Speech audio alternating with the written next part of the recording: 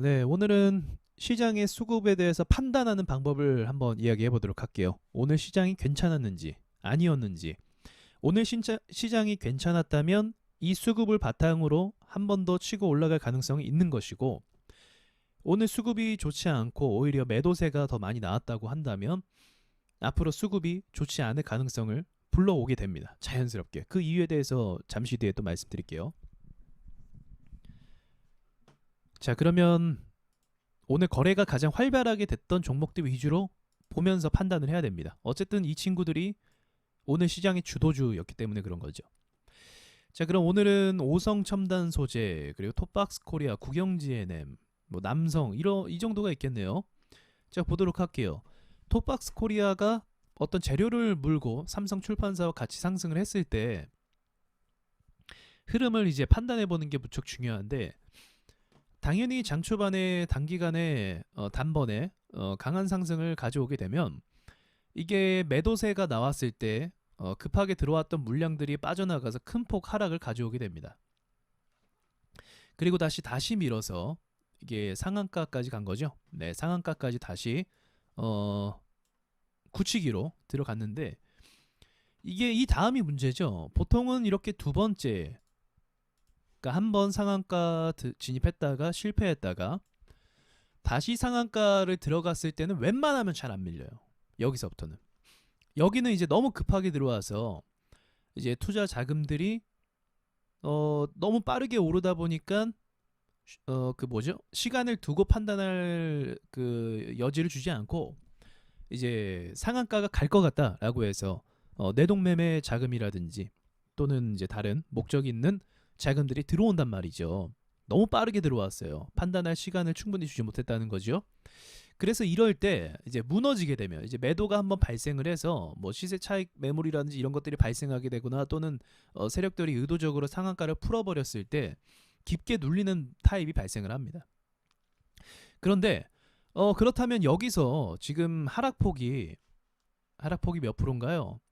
한 9% 정도 가까이 되는데 10% 가까이 되는데, 이렇게 10% 가까이 빠졌다가 올라오는 이 과정이 얼마나 힘들겠어요. 여기 물린 사람들이 분명히 있으니까. 그래서 이제 보합을 꽤 시간을 주긴 했네요. 오전부터 한 3시간 정도. 네, 그 정도 시간을 보내고 나서 다시 상한가를 진입했다는 거죠. 그럼 이 상한가, 이제 두 번째로 상한가 진입한 거는 굉장히 의미가 있어요. 죽지 않겠다는 거거든요. 의도가 있는 거예요, 세력들이. 자, 의도가 있는데 그 뒤에 차트가 꼭 뭐 상한가 유지하라는 법은 없으니까, 근데 무너지고만 합니다. 무너졌을 때 1차로 무너졌던 자금 깊이보다 더 큰 폭으로 무너지게 돼요. 자, 이러면 또 어떤 상황이 전개가 되는가? 상한가 매물이 두 번 묶여버리는 상황이 발생을 합니다. 여기 상한가 물린 사람이 있을 것이고 또 한 번 상한가 진입하면서 또 묶인 사람이 있다는 거죠.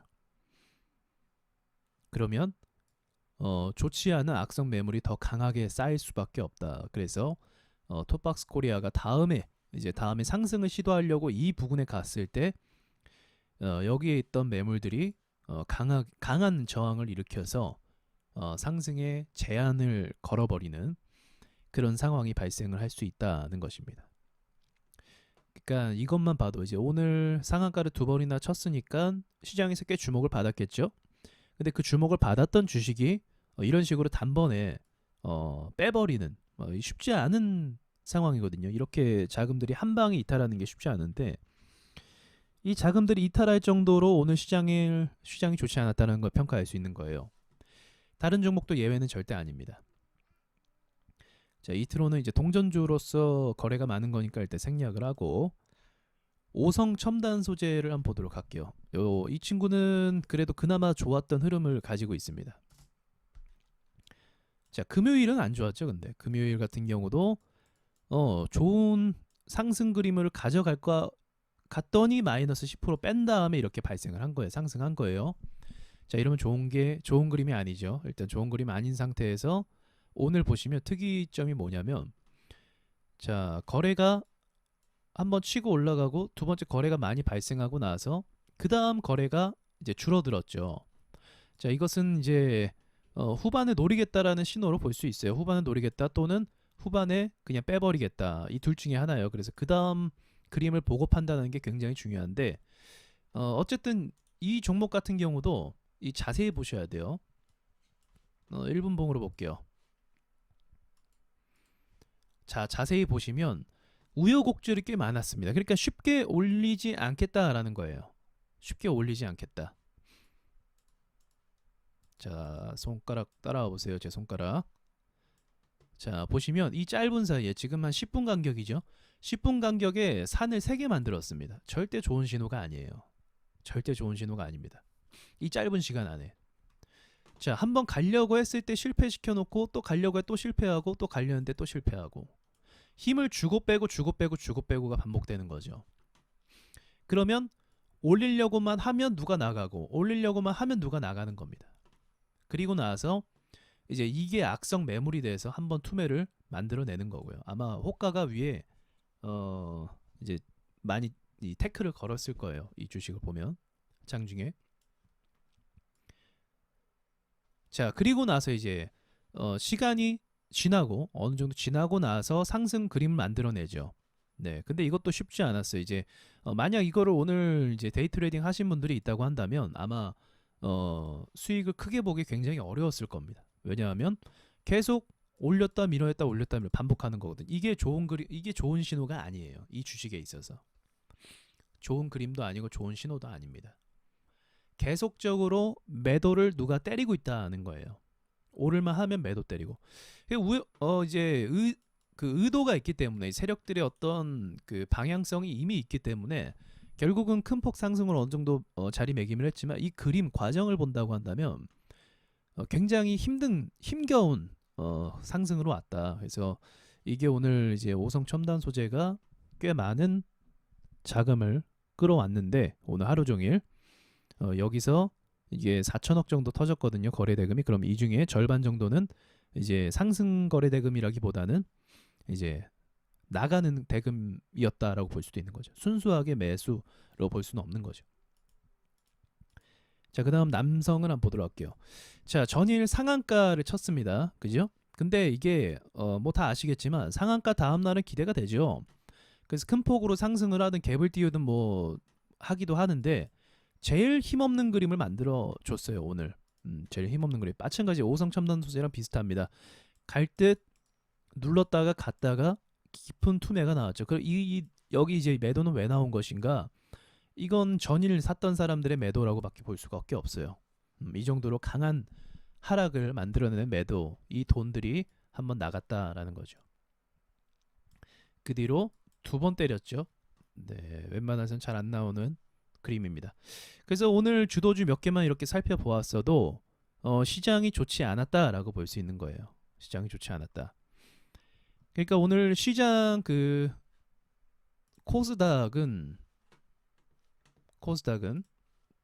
상승 마감이잖아요. 상승 마감. 이건 어쨌든 좋은 거죠. 상승 마감이라는 것 자체가 좋은 거죠. 근데 좋지만 분봉상으로 보면은 과정을 보면은 굉장히 돈들을 털어내고 그리고 이제 억지로 올라갈 때도 쉽게 올라가지 못하고 억지로 움직이면서 겨우 현상 유지를 했다. 이도 이럴 것이 이제 최근 들어서 큰 폭으로 많이 밀렸었잖아요. 그러니까 이 공포심 때문에 상승할 때 기회가 왔을 때 나가는 거예요. 돈들이. 기회를 줄 때 나간다는 거죠. 그렇게 시장이 반영을 했다고 볼 수 있습니다. 러셀 같은 경우도 이 움직임 보십시오. 이거 코스닥 아까 전에 봤던 코스닥이랑 비슷한데 마찬가지 같은 맥락이에요. 그래서 오늘 시장을 평가하자면 수급이 좋지 않았다. 시장은 상승이지만 이 매도세가 많이 붙어서 이러면 어떤 식으로 영향을 앞으로 받는가? 앞서 얘기했던 것처럼 오를 것 같다가 투매가 나오고 계속 반복하기 때문에 이 과정 속에서 거래 대금은 많고 거래된 금액들은 많지만 활발하게 거래가 됐지만 물려있는 돈들이 많아졌다라는 거죠. 호가는 전체적으로 올라가서 주식들은 가격이 올라가서 긍정적이지만 마냥 긍정적으로 볼 수 없는 것은 전체적인 악성 매물이 많이 쌓였다. 그래서 이것을 한번 뚫기 위해서는 시장에 강한 호재가 있거나 또는 보합권으로 가서 이 매물들을 한번 또 소화가 되는 과정이 필요하게 됩니다. 그래서 이러한 시장은 수급이 좋지 않았다라고 볼 수가 있는 거죠. 그럼 이렇게 수급이 좋지 않았던 시장은 이제 근래 들어서, 근래가 아니죠. 이제 앞으로 며칠간은 계속적으로 흔드는 시장이 반복이 될 수 있다. 쉽게 오르기는 어렵다라고 해서 며칠 더 가는 경우가 굉장히 많아요. 이렇게 털고 나면. 그래서 이럴 때 좀 물리는 거 조심해야 돼요. 그리고 수익 났다라고 좋아하기보다는 수익 줄 때 빠지는 시장이 지금 타이밍이에요. 며칠 동안은 그렇게 하셔야 돼요. 어쩔 수 없이.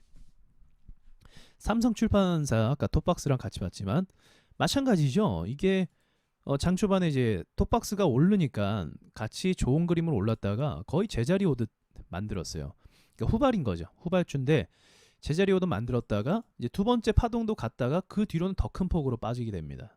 와, 이건 들고 있는 분들은 좀 기분 많이 안 좋겠네요. 고점 대비해서. 고점 대비해서 한 20%뺀 것 같은데요. 당일 하루 만에. 네, 18% 뺐고 2차 파동 밑에서는 15%를 뺐네요. 좋은 이제 시그널은 아니죠. 이런 것들이. 네, 좋은 그림은 아닙니다. 이러면 다시 말씀드리지만 악성 매물들이 계속 쌓이게 돼서 한 번에 갈 걸 두 번에 가야 돼요. 한 번에 갈 수 있는 걸 두 번에 파동에 만들어서 가야 됩니다. 그러니까 돈이 더 들어와야 돼요.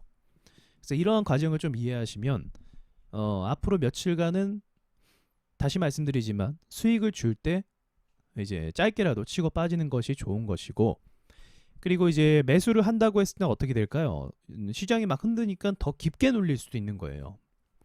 그러니까 이 부분도 마지막 말씀드리고, 그러니까 내가 매수를 뭐 5,600원에서 이 종목 차트로 예를 들어서 5,600원에서 잡을 거를 지금과 같은 시장은 일부러 의도적으로 한층 더 밀어서 잡는 거죠. 매수 자체를, 전략을 그렇게 세우는 겁니다. 왜?